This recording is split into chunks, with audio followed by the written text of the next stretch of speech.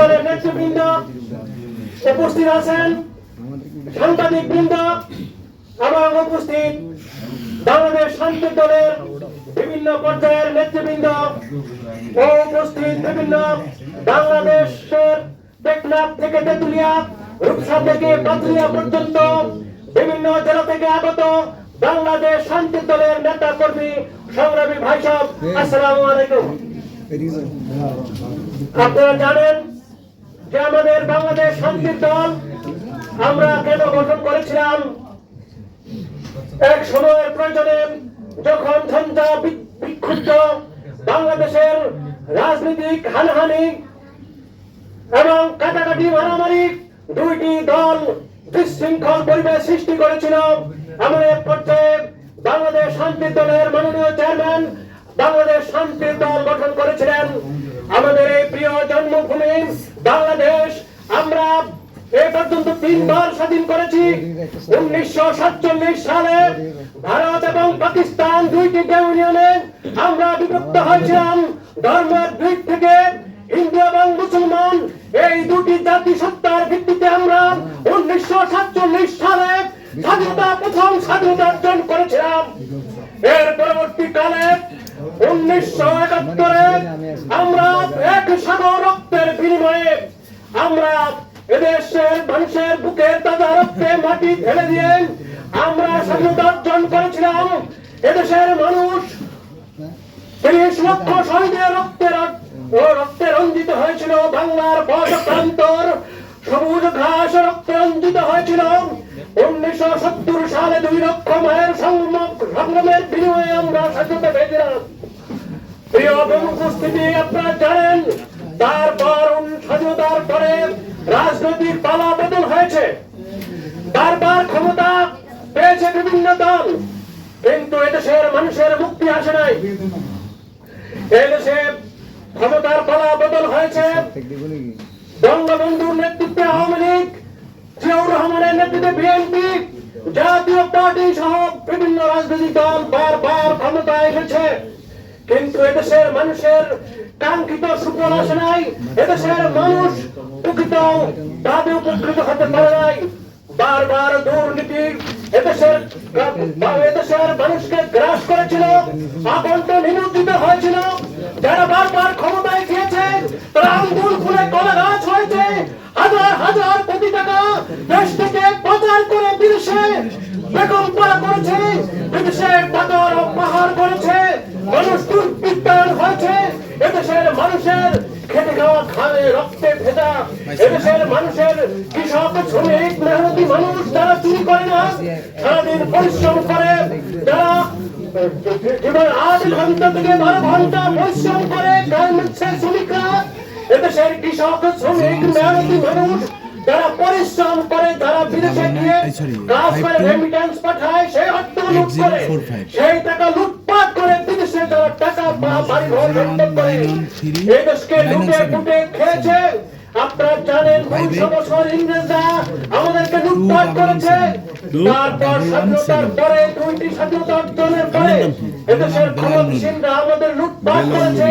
এদেশের মানুষের ভাগ্য নিয়ে ছিনিমিনি খেলেছে।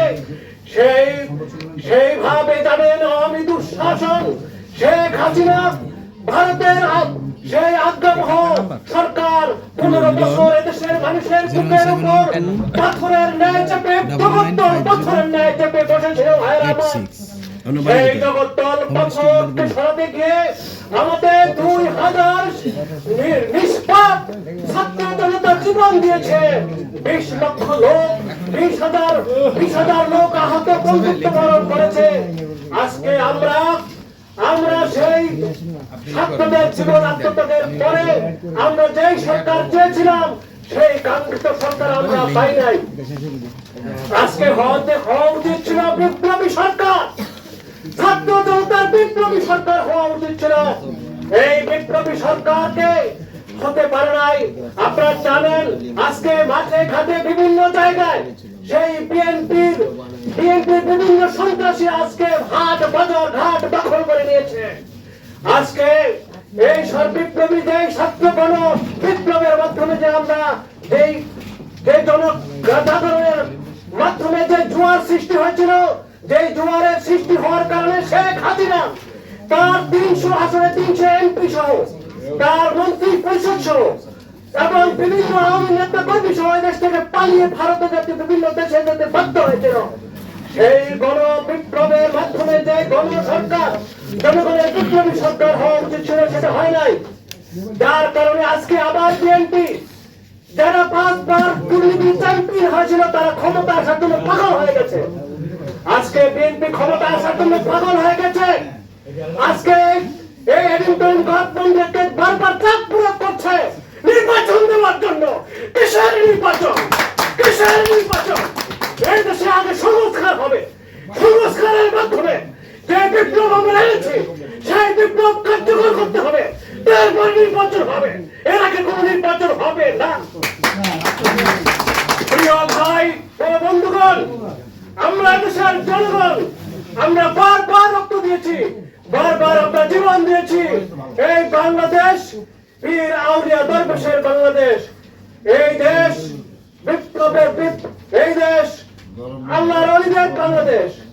এই দেশে আমরা সাহসী বীর জনতা, সাহসী বীর বাঙালি বারবার সংগ্রাম করেছে।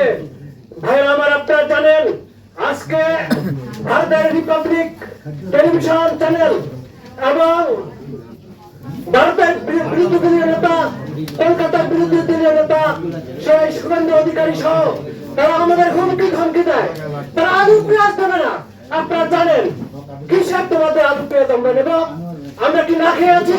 আমরা কি আলু পেঁয়াজ খাই না?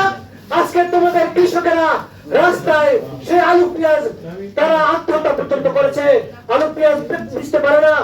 আমরা 50 টাকা কেজি আলু কিনে খাই, আর তোমাদের আলু দাম 2 টাকা 3 টাকা, তোমরা বেচতে পারো না। তোমরা আজকে বাংলাদেশের দিকে যারা চোখ তুলে তাকায়, তাদের চোখ এমনি বন্ধ হয়ে যাবে। তোমরা হাত বাড়ায় না। সে আমরা ভারতের এবং তাদেরকে শুভবুদ্ধির উদয় হোক।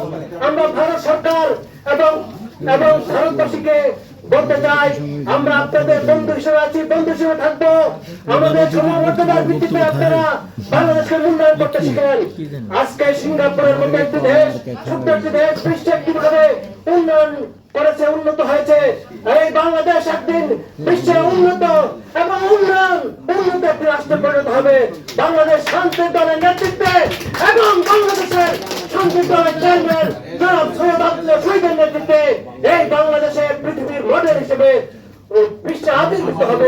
আমার তাই প্রিয় দেশবাসী, আজকের এই আমাদের এই শান্তির দলের এই জন্মদিনে আমরা বলতে চাই, আগামীতে আমরা বাংলাদেশ জাতীয় নির্বাচনে বাংলাদেশ শান্তির দল 300 আসনে আমরা প্রার্থী দেব।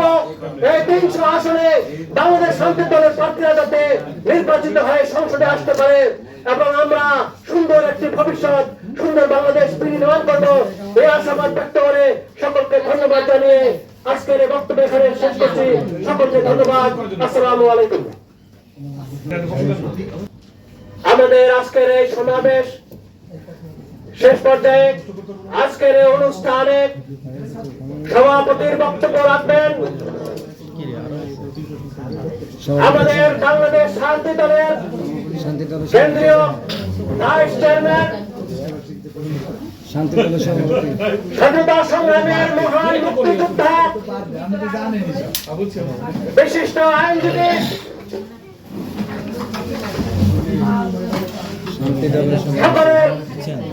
অত্যন্ত শ্রদ্ধাভাজন